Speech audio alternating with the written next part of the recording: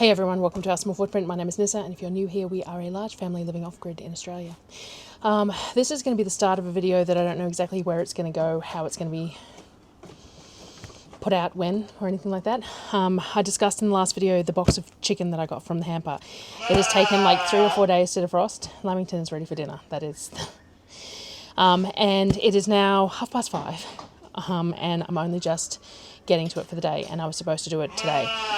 But we've had car issues, and there's just been a lot going on today, and we haven't managed it. I think I even got a little bit sunburned doing an oil change with the car. Anyway, so this is all pretty much defrosted. On the side, it says 15 kilos of chicken trim. Now, I pulled a couple of handfuls out, a kilo and a half or so out last night to use with, there's still a lot frozen in here, so the delay isn't really that big a deal, to use for green curry last night. And now I just want to sort it into some semblance of pieces. So like, I've got chicken breasts here, and we've got some other big breasts here. But then we've got some smaller pieces as well. So what I'm going to do is just split some of this up so that I can see what I've got. There's actually more full breasts here than I realised. And a lot of this is still icy, so there is the potential for me to just throw it back in the freezer now that I can get it apart, because I hadn't realised how many of these were full breasts. I don't really want to can it as plain chicken because breasts are pretty dry when canned. It's fine, but it's not our favourite. Thighs are much better. But I could do it as butter chicken, which I have canned numerous times. So that's always possible. So some of these bits are just little tiny bits. So all I'm doing is going through and pulling apart all of this to see what we've got. But I am surprised there's a lot more full breast pieces than I expected, which changes my thought process on what I do with it, to be honest. I expected far more of the little off-cut pieces than there is here.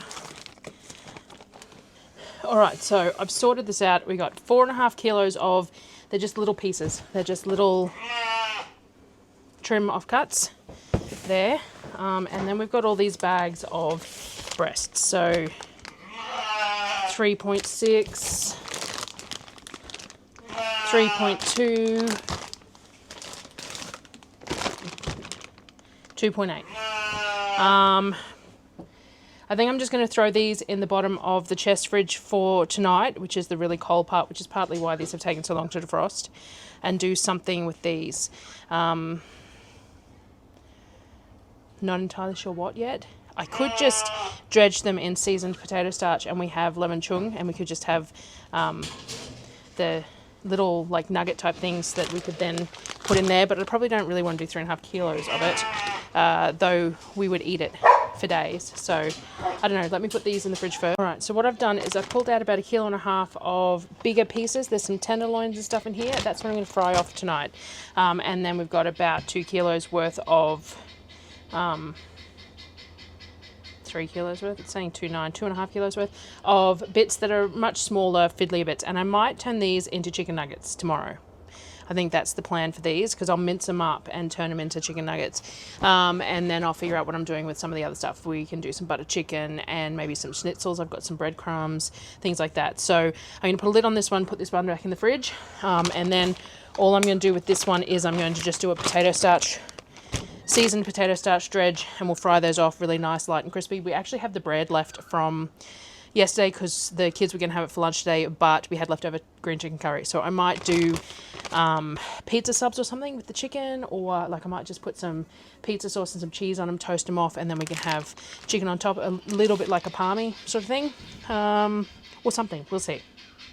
Alright, so I've got the starch in here, some garlic powder, some paprika, salt and pepper and that sort of thing, and I'm just going to coat it and we're going to fry it off.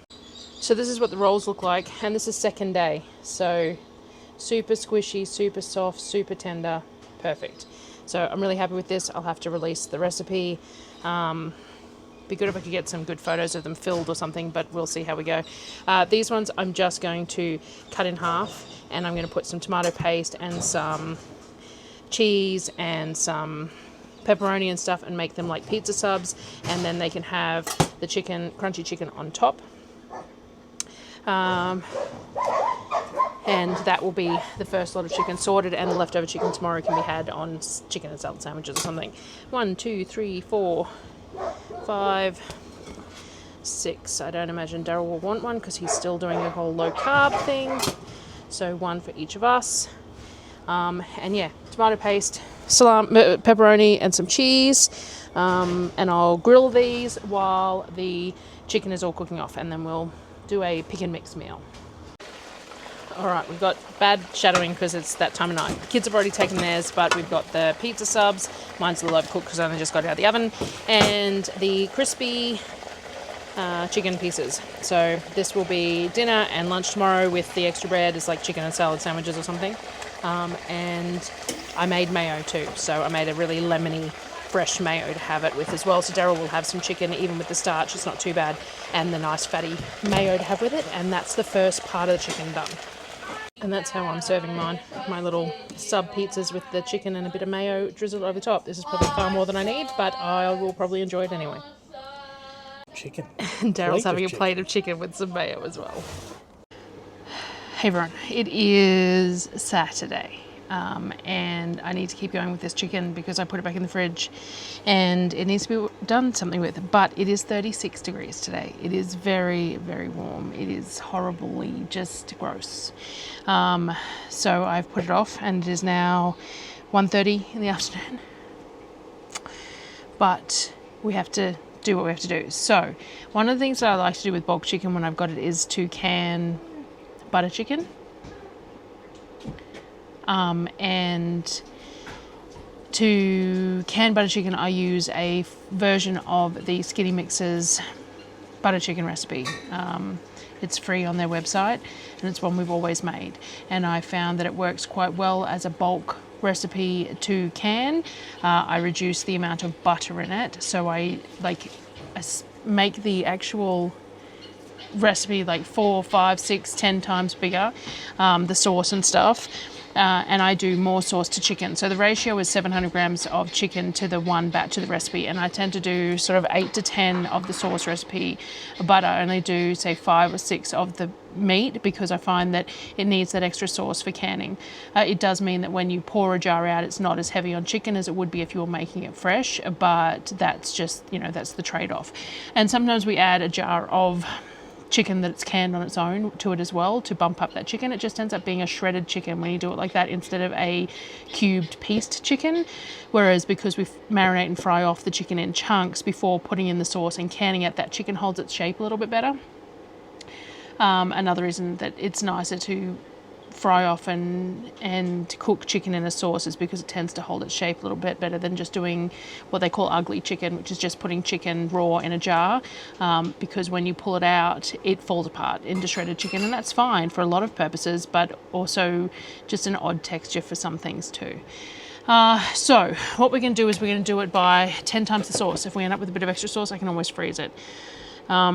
I do it in parts in the Thermomix because the actual recipe does the whole thing in the Thermomix, and I rarely, even when I used to make it back then, would rarely make just a single batch, so I wouldn't do it. So we do the bits and pieces in the Thermomix. I've gone and collected a whole bunch of the ingredients, so hopefully I don't have to stop and start too much, but we will get there. So the first thing I need to do is make the marinade for the chicken. Alright, so the first thing we're going to do is we're going to do the marinade. So I'm going to put the scales on. We're going to add 10 cloves equivalent of garlic. This is elephant garlic. 10 grams a clove is probably sort of worthwhile because it's a mild garlic. So I'm going to stick 100 grams of garlic in here. We're going to put the scales on. Alright, so we've a little over, it's fine. We're going to do 100 grams of ginger. I've got some frozen ginger. here. All right, we're going to add it says 10, so it was a teaspoon of garam masala for the batch, so we want 10, which is about 2.5 tablespoons. Kavik's grabbing me a measuring spoon. So 1 tablespoon. 1 tablespoon, yeah. So we're going to need to put this in a jar. I'm not sure why it's not in a jar, but so 1, 2.5 tablespoons of garam masala, and then 5 tablespoons of salt. 5-ish. I'll have to refill that one, and some ACV. So once 150 grams of ACV. Apple cider vinegar. Alright. And then we're just going to blend this up. So I've just done it for 30 seconds. I'm going to scrape it down.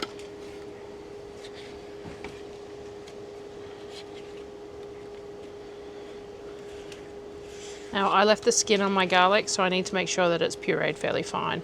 If you don't have skin on your garlic, skin on my ginger. If you don't have skin on your ginger, it's not such a big deal.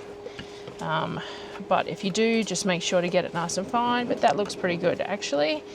All right, so what I'm going to do is I'm going to tip that into a bowl, because then I'm going to put the chicken in with it. So I might use my really big bowl. And I'm just going to scrape all this marinade into it, and then I'm going to have to pull the chicken out and cut it up and get it in it, and then that can go back in the fridge for while I make the rest of the stuff to go with it. All right, so I got 2 bags of chicken here. I don't remember how much weight it ended up being.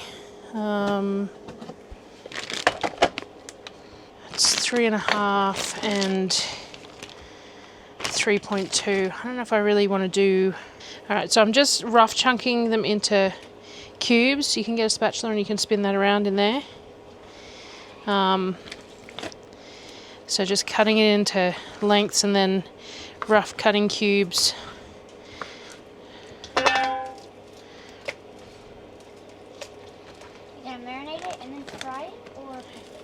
It'll get fried off slightly, but not to cook completely, and then it'll get canned with the sauce. All right, so all of it's chunked up, all of it's coated in this marinade. I'm going to dump this in the fridge to sit while we make the next lot. Now, I didn't wash the bowl because we're going to make the tomato paste and stuff in the bowl, and this bit of marinade is not a bad thing. So we're going to stick this in the fridge. All right, so then we need to make the tomato paste next. So we're going to go in with 20 grams of garlic again, 100 grams of ginger, 121, and then more apple cider vinegar. I'm going to need another bottle of it, buddy. Can you find another one? Hang on, there might be some here. We'll see. We want 300 grams. Is that apple cider vinegar edible? Yes. We got a bit of a SCOBY in this one. Whoops. I will keep the SCOBY. So we're taking this up to 300 grams of that. And then we need 4 kilos of chopped tomatoes. I've got a variety of different tins here because I don't have any of the really big ones left. I thought I did, but I don't. So these ones are about 800 grams. I think I'm going to have to mix this in more than one batch too. So I've got 800 grams. I'm going to spin this up so that I can puree up all the ingredients that are in there with that, and then I'm going to puree up some more tomatoes. So let's do this one first. All right, so I did 30 seconds at speed 8 with that because that had the ginger and the garlic in it, so I wanted that to puree up nice and fine. And then I'm just going to pour it in my Canberra container for the moment and add to that. It should be big enough. that I can get everything added to it. It looks delicious. So we will see. So that was 800 grams of tomato, and we need to take it up to 4 kilos. So we needed 5 of these. We didn't have 5 of these, so we've got 2 of these, so 3. We need 6 of the smaller tins to make up that difference. And I've just got all different tomatoes from hampers and things like that, and we're just going to throw them all in. All right, I'll do these ones, and then I'll do the last one with the tomato paste. These ones don't need to be spun anywhere near as long. We're just breaking up because some of them are crushed tomatoes, some of them are diced tomatoes. So we're just breaking them up, whereas the other one had the garlic and the ginger and stuff in it. Alright, so we got one last tin of tomatoes, and that will have brought us up to the 4 kilo mark. You grab a spatula for this. And then we've got a kilo of tomato paste. So I've got 2 500 gram jars of tomato paste here.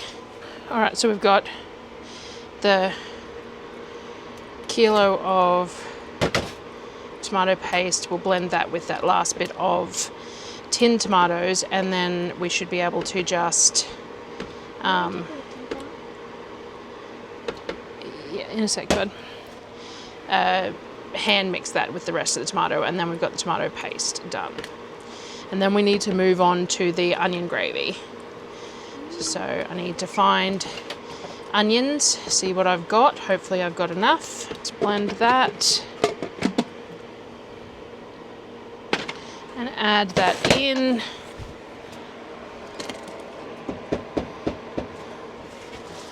All right, so let's just tidy up a bit. All right, next step is the onions. This is all the onions I've got at the moment. I actually am hoping to get some new season ones while I'm shopping. It's fine, I'll just peel the edges off, mate.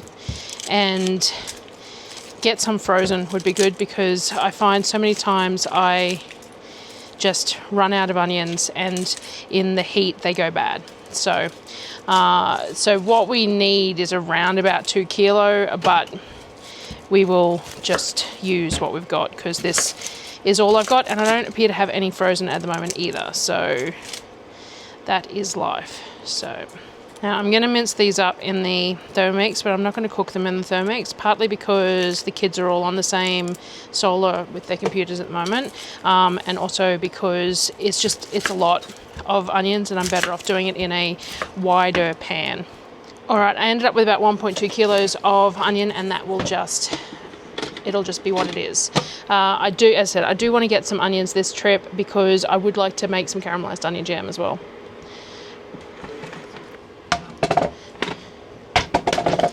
That took like 5 seconds. Yeah, I just did it on speed 5 for about 5 or 10 seconds, and I'm just going to move it around a little bit. To try and get it slightly more evenly mixed, because I kind of overloaded it a little bit. If you're going to dice stuff up, you should put a bit less in there, but it doesn't really matter, because it's buttered chicken, it's got meat in it, it's going to be canned for 90 minutes, so the onion is going to be soft anyway.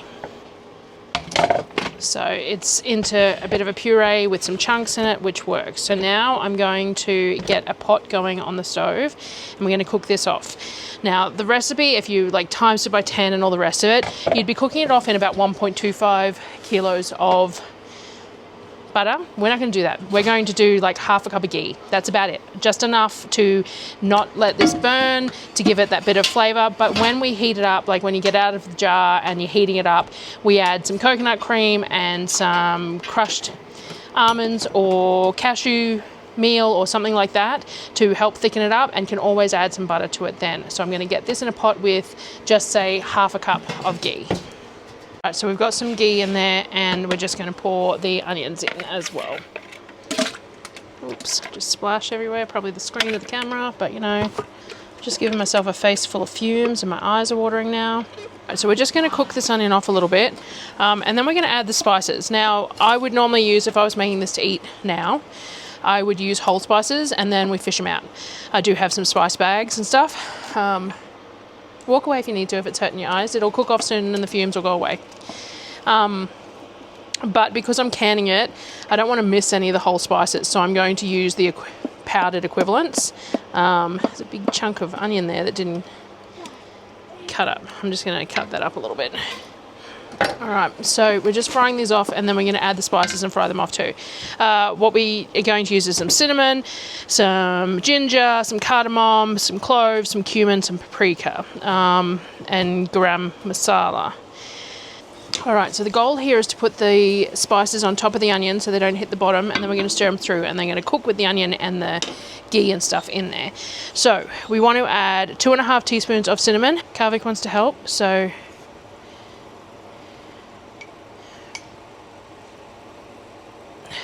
2.5. You only put 1 in there, didn't you? So another whole 1. Oh. And then a half 1. Yeah. So 2.5 teaspoons of cinnamon. We're going to add 10 teaspoons of ginger, or 2.5 tablespoons will be about the equivalent, will be easier. 2.5 tablespoons. Ginger, alright. We're going to add 10 teaspoons of cumin, which again is 2.5 tablespoons of cumin. Okay, so 2.5 tablespoons of cumin, 2.5 tablespoons of paprika, smoked paprika. Alright, and then 2.5 tablespoons of garam masala, which is the one that you just put in your jar for me. Okay. And then we also need what says is 10 pinches of cloves. I'm going to go with, say, half a teaspoon. And then 20 pinches of cardamom, which I'm going to say is like a teaspoon worth. 2.5 of the garam masala, yep. And now I'm just going to mix this through and toast this off with all that onion and the ghee. Yes. Alright, let's get once these spices are toasted off, we will add the tomato paste to it. Now add the tomato paste, we'll mix it through, give it 5 minutes, and that's it. I'm not worried about the chicken being cooked all the way through because it's going to finish cooking in the canning. It's just about giving it a bit of a skin on it so that it holds its shape a little bit better in the jars rather than doing it raw. So all we're going to do is pour all this chicken and the marinade into this pot.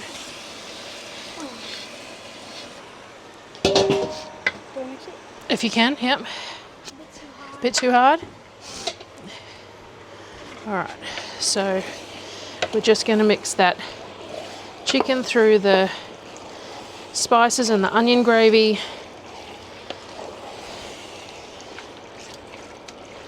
Like that.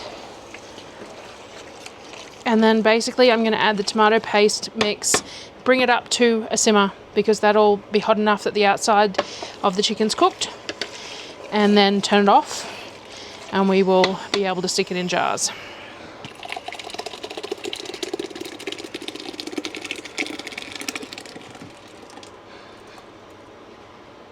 Alright, get that all mixed up. Oh, it looks so good. And then I'm just going to put the lid on it, leave it on high heat for the moment. We'll get it up to a bubble, which will put a skin on that chicken, and then we will get back to, you know, all the other stuff that we need to do with it. Kavik got me a lid before, so here we go. So we're going to leave that. Alright, so we have cooked this off just to put a skin on the chicken, and now we've got our jars. I'm using Fowler's 31s because I like this size for butter chicken. We can use 2 of them for a meal if need be, or 1 for a side dish. And I like the wide open mouths, and I just have more success pressure canning in Fowler's than I do in ball mason jars. So this is my preferred for things that are being pressure canned for whole meals and stuff. So what I've got is I've got a holy spoon here for the chicken, and I'm going to put the chicken in using the holy spoon, and then I'm going to distribute the sauce as well, and we'll see how much we get. So this was 10 times the recipe. But I'm not entirely sure how far that's going to get me. Honestly, I will just have to see how many jars I get out of it.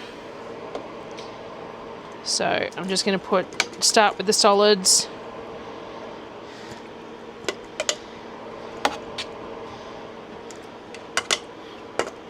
And we're just going to see how we go. I don't know. I left the chicken in pretty big chunks as well because it holds its shape better when you're canning it. And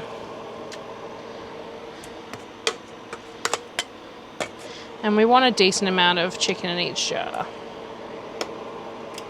Alright, so all of these are somewhat even with the solids. And now what I'm going to do is I'm going to top them off with some liquid, some of the sauce. And then I'm going to use a packing stick to try and make sure there's no air bubbles. And then we should be good. So I've got 15 jars here because that should be what I can fit between the two canners. 7 in the Presto, 8 in the Buffalo. So that should be around about perfect. And we will see. Kavik's just going to look for a packing stick for me. And we have plenty of sauce here to top them up with. So this ratio has actually worked out quite well. So, packing stick. All I'm going to do is I'm going to just stick it in a few times, settle the jar, make sure all that sauce is settling around the chicken so we don't have any air pockets. We're debubbling is what the phrasing is. And making sure that we've got correct headspace. I might have to pull a little bit of liquid out of some of these. So just through every jar, debubbling. Got the fan blowing around my feet because you can't with the flies and because it's really hot, but it keeps on tilting upwards, blowing towards the mic, so hopefully it's not an issue today. Alright, so I'm just going to take a little bit out of a couple and top up a couple of others now that we've debubbled it and I can see the levels.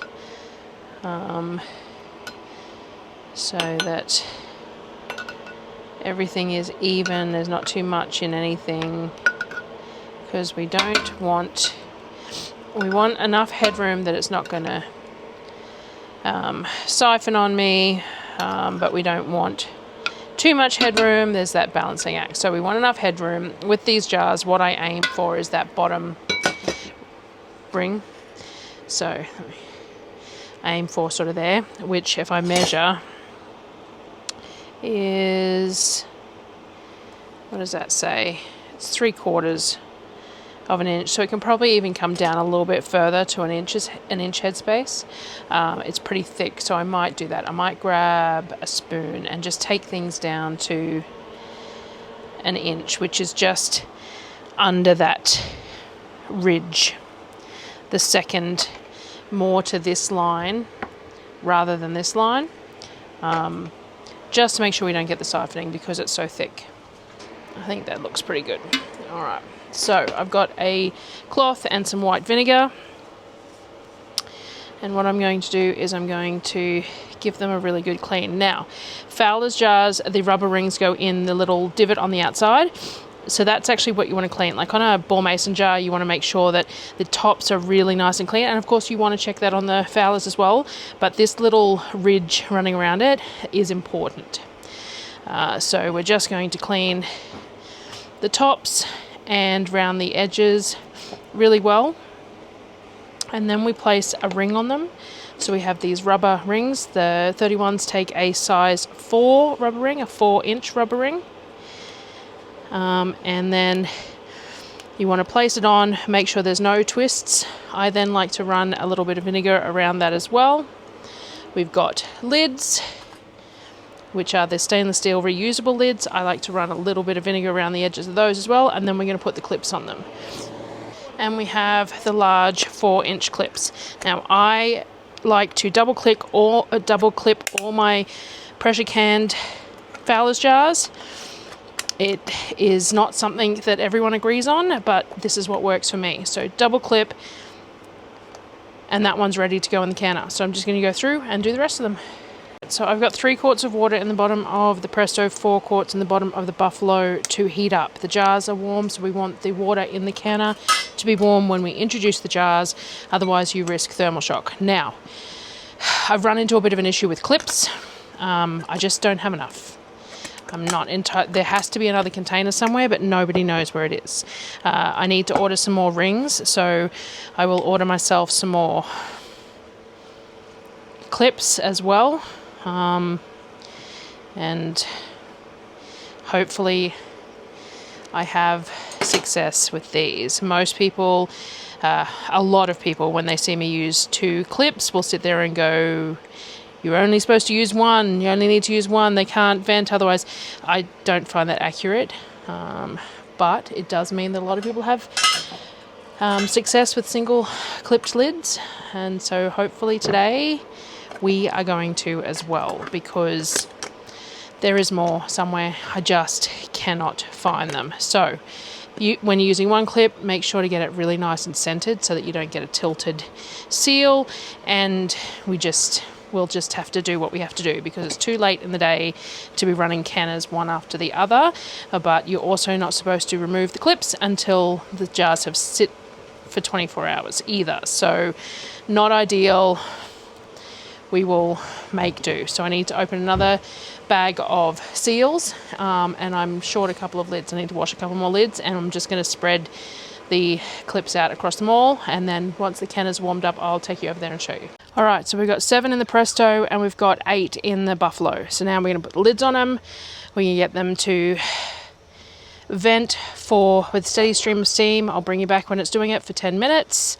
And then we're going to put the weights on. So I'll bring you back with the other steps, but this is 7 in the Presto, 8 in the Buffalo. All right, so we're going to bring them up to pressure slowly. That's something I didn't say before. Key to trying to limit siphoning and things like that, especially when you've got nice full jars, is to bring the pressure up slowly. So we take the initial heat up slowly, get it to that venting, and then we still take the heat once it's venting slowly up to getting that weight dancing. The slow increase in temperature stops the jars from bubbling madly in there all of a sudden, which can cause issues with your seals. And especially because we've only got single clips on them, I'm going to take it up really nice and slow, and we will can them for 90 minutes because 31s are 850 mils or something, equivalent to a quart is how 31s is what I do. So equivalent of quart timings. It's got meat in it, it's got all that onion in it, so we're going to do 90 minutes. You do have to be aware with tomato-based products that they can burn, the sugars can burn when you're canning them for a long period of time, which is why I don't like canning things like meatballs in passata and stuff, but I find that this has enough of a liquid form and enough product in it, enough juices from the chicken and that it doesn't normally have an issue. So we will see. You also use coconut cream and stuff when you're reheating it, which helps to tone any extra flavors that have caused further canning. It's one that works well. I'm not a huge fan of meals canned in jars, honestly. I like soups, love soups. Diced up veggies, chicken stock, a bit of bouillon, perfect. Great for winter, and they're good for the kids. I put a jar of all that mixed chicken and veg and stuff, and then a jar of stock, and add some noodles, some macaroni to it, and they have like chicken noodle soup basically. Wonderful, love it. Loaded potato soup too, really good. But I tend to not like too many of the other meals I've tried. If it was all we had, we'd eat it, and we do. Anything I can, we eat, but we just don't reach for it. And I've found that because even though we only have access to shops every 6 to 8 weeks or whatever, it's often enough that we just don't need to rely on the canned meals, generally speaking. Butter chicken's one that we do like, and with all this extra chicken, we had to do something with it anyway. But in general, because we go shopping often enough, meals can sit on the shelves for too long because they're not reached for when there's other options available, if that makes sense. And so it becomes pointless. It's an inefficient use of time and resources to can things if we're not going to consume them. So butter chicken's one we do though. You pour it into a pot, tin of coconut cream, a little bit of cashew butter or something to thicken it up, and flatbreads. It's wonderful. So anyway, we'll get these done. I'm going to clean up and then I have to do the rest of the chicken today. It's already 4 o'clock, but that needs supervision for the next 2 hours. So I have to figure out what else I'm going to do with that chicken. So it's always hard to show on video, but you can hear the sound change. This is blowing a nice steady stream of steam, and the vent has popped up and things like that. So now we're going to place the weight on this one and wait for the pressure to climb and it to start dancing. This is still on low, but it is on the camshaft, and the camshaft does have a pretty significant flame on it. So on low is sort of plenty, especially for the Presto being aluminium. The Buffalo takes a little bit more because it's stainless steel. So now you can see that the pressure is climbing. So we wait for this to start dancing and then we start our timer. And it started dancing, so I will start the timer. Now it is up higher. Oh, hot. Up higher than it needs to be. I only need to be at 11 pounds, and so that's just dancing a little harder than I would like. So I've turned the temperature down because we want it to slow dance, not tap dance. At the moment it's kind of tap dancing, so I will get that down to a bit of a slow dance, but I will start the timer from now because it is above the pressure that it needs to be, and I'll have to set a second timer for the Buffalo. It takes longer to get up to pressure because it's a larger capacity. All right, so next task, we have the trim. I'm going to turn this into chicken nuggets because it needs to be minced up anyway. So I'm going to make a chicken farce, which is like that pink slime, basically, that you make chicken nuggets out of. That is super tasty, but kind of gross. But we're going to do that. So each batch, we're going to do about 700 grams in here. So I'm just going to go on manual mode like normal, grab my scales up, and then put about 700 grams in here, and then go wash my hands.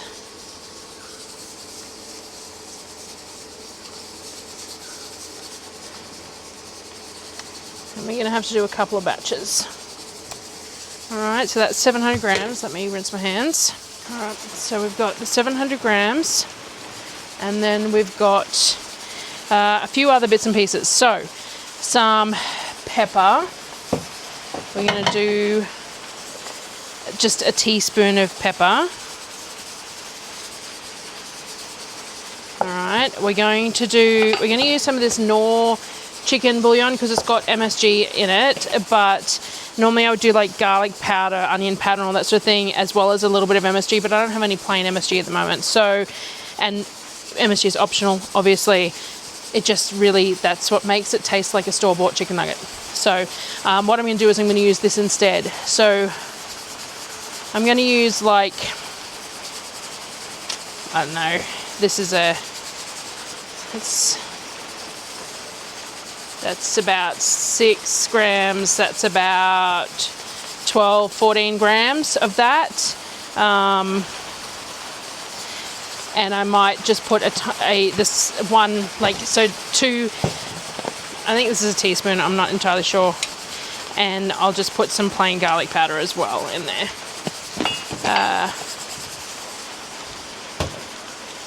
And then I'm going to put a little bit of sugar in here.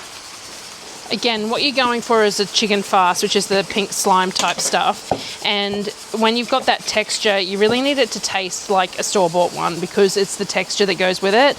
So we're going to put some sugar in here as well, just for the flavor profile. And we're just going to put 2 teaspoons in there. So 2 teaspoons of sugar. And then we need about 24, 25 grams of cornstarch to help with the texture of it as well. And we're going to add some chilled water. So I put some ice in this to chill it. And we're going to start off with about 15 grams. And then what we're going to do is we're going to process this.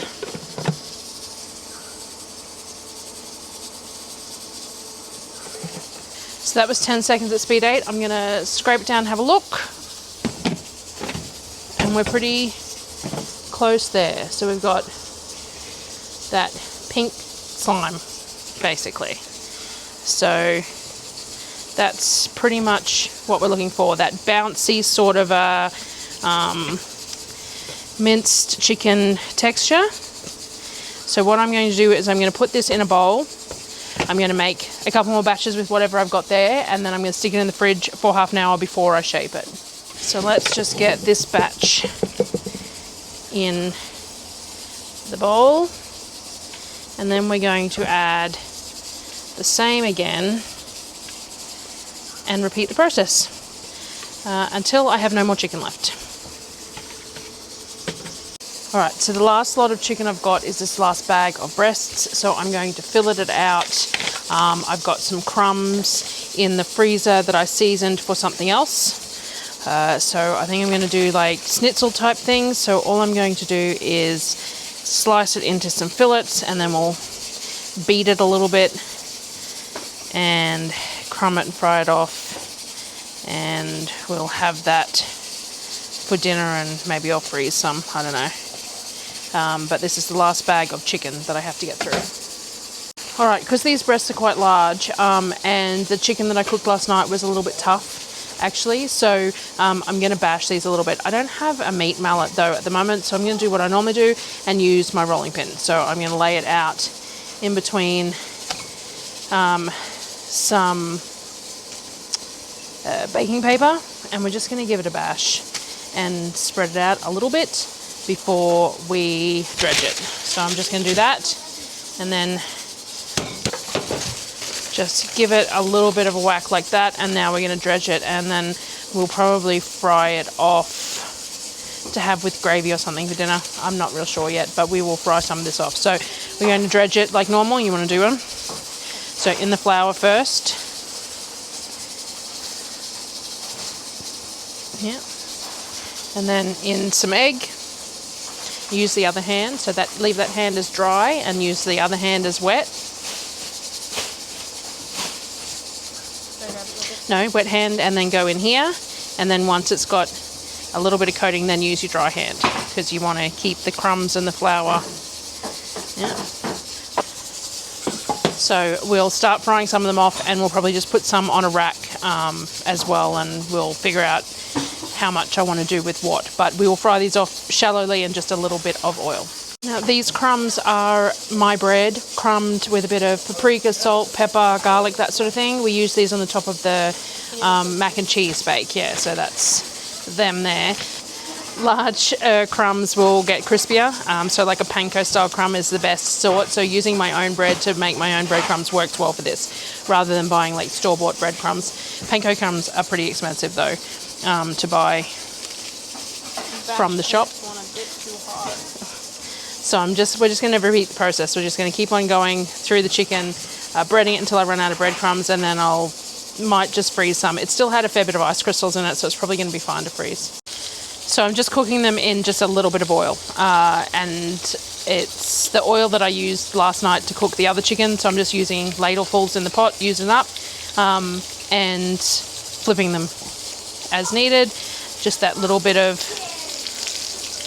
fat to give it nice crispy, but just like that, and that's all I'm doing. So I just decided to cook it all up.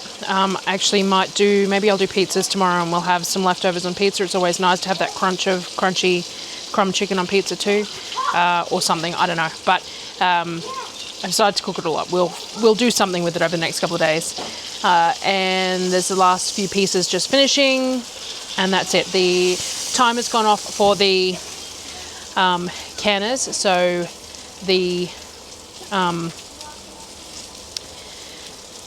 canning time is finished, but I need to wait for it to come down to pressure before I can open it. So I'll do that later, and I'll show you the jars when they come out. But that is all the chicken sorted. I haven't cooked the chicken nuggets yet, have I? So I will do that. I'll do that tomorrow morning for lunch or something, because I'm not doing it now. It's already 6:15. So it will just have time to get the seasoning, doing the crunch thing. Put the mic to it. And I'll cook them off tomorrow because it's too late, and it just means that the seasoning will sit in the chicken for a while. So this is done for now. I'll come back tomorrow.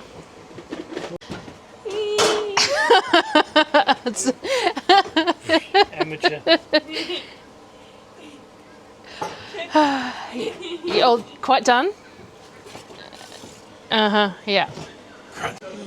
Sonnet really wants to show the crunch thing where they do it on all the videos. So she just wants to show you that they're actually crunchy. So there you go. Alrighty, so it's next morning. So these have sat out on the bench for the night, which is an important part of the canning process, is to allow them to come down to temperature naturally without being disturbed with the clips still on, or the bands if you're using ball mason. So all I'm doing now is taking the clips off, double checking the seals that they're nice and square, that you can pick up the jar by just the lid. And if you followed all other processes correctly, then that's enough of a check to know that they're sealed and they're safe for the shelf. So if you've done everything right, all the rest of the ways, you've processed them for 90 minutes under the right pressure and all the rest of it, left them overnight, once you pull the clips off, if you can pick up a jar by the lid without the jar coming open, then you know that they're all good to go on the shelf. So what will happen now is that these will get a wash down. There was very minimal siphoning in the pot, but at the same time, you don't want any sauce or meat residue on the outside of the jars when they go on the shelf, because then it attracts dust and dirt and potentially bugs and things like that. So it looks like all of these sealed for me, which is amazing. I did a lot of effort to make sure that they come up to pressure nice and slowly because of the single clipping. But it looks like it paid off, because it looks like all 15 of these jars sealed perfectly. So we have 15 jars of butter chicken on the shelf. It's nice, thick sauce with the big chunks of chicken. We'll add a tin of coconut cream and normally some cashew butter to this to thicken it up when we serve it, when we heat it, and then regularly we have it with flatbread and a bit of rice or whatever like that. So that is how they turned out. So all I've got left is the chicken fast, which is in the fridge, which I will get to shortly. I'm going to tidy this up. I'm going to film my Sunday chat and make some pizza dough, and then I'll come back to finish off this chicken video with the fast afterwards. All right, so we've got our chicken fast. So what we're going to do is we're going to turn this into chicken nuggets. We got the same process that we had with the schnitzels. We've got egg and flour, and this is panko crumbs that I have turboed a few times to just make a little bit smaller grains, because it's chicken nuggets. We don't want it too big. I have a scoop, and I need some water. So I've got some oil heating up. We're going to cook some of these. We'll probably freeze some as well. Now, a scoop of the farce. Use a bit of water if need be. And we're going to shape them into irregularly shaped nuggets, basically. Just like that. Then we're going to do the normal and dip them into the flour. Like that.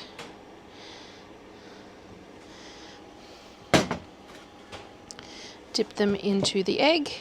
Now I'm going to do multiples of these at a time, not just one, once I show this one off, so that my hands aren't being covered.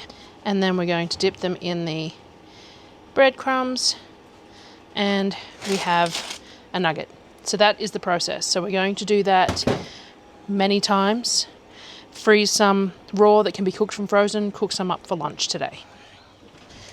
Honestly, these are easier to crumb, and that if the nuggets are already frozen, mind you. So I may shape and freeze the ones for the freezer and crumb them when they're chilled a bit more, because they just are easier to handle. But I want to cook some up now to make sure that they taste all right, and because we need lunch anyway. So I'm just going to do half a dozen first and get them in the oil to taste, and then we will go from there. So simple process, but a really neat result.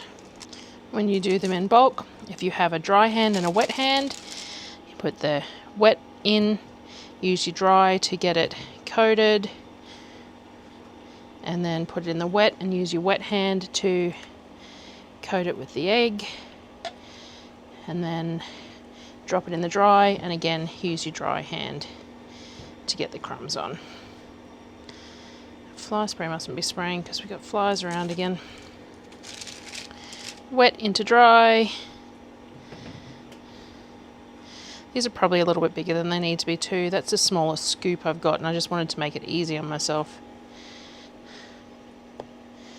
But honestly, it's probably a larger than normal chicken nugget, but that also means that there's more chicken to crumbs, which isn't a bad thing. There we go. So I'm just going to fry these ones off to try it first. And this is what they look like, which is fantastic. But I definitely think they're a bit too big. I've cut the rest of them in half, and I'm just going to compare because I think that this is a better size. Now these could be baked if they're sprayed with oil first, so the frozen ones could be baked instead of fried too. We'll see how we go. But I'm just going to taste test these, and then I will just keep on going and churn them out. Alrighty, this is what they look like, and that's what they look like inside, like store-bought chicken nuggets. So I'm just going to go through. I'm doing them the half size, and I find that if you drop the farce straight into the flour and coat them with flour, then it's a bit easier to handle that initial bit and get it done in bulk. So this is what they look like, and we're going to fry them off. So I cooked up a six pack of nuggets for everyone for lunch. Everyone really enjoyed it. It's one of those things, it's that processed chicken texture, it's bouncy and it's flavorful and it's odd. That it's so enjoyable, but it is. So I've got half the bowl left. I stuck it back in the fridge. I'm going to shape it all into little rounds, and then probably freeze it, and the kids and Darryl can have it for a meal or a lunch or something while I'm shopping. So I'll do that this evening when it's a bit cooler, after I make all the pizza and stuff probably, because I've got other stuff to get done right now. It is already 3:30. So I'm going to leave it there. So that was that box of chicken, all sorted into a myriad of meals to enjoy, both while we've had it like fresh, we've had some, and like those 15 jars of butter chicken, and the nuggets will go in the freezer. We're going to finish off those schnitzels tonight with pizza, on pizza, and then probably tomorrow as well. There'll probably be some left tomorrow for the kids to have as well. I might have to bake them some bread or something. But yeah, so that was what we did with that box of chicken. So hopefully that, there's some inspiration and stuff in there as well. And otherwise just, fun to watch me faff about and figure things out. So thanks for watching, guys, and I will see you on the next video.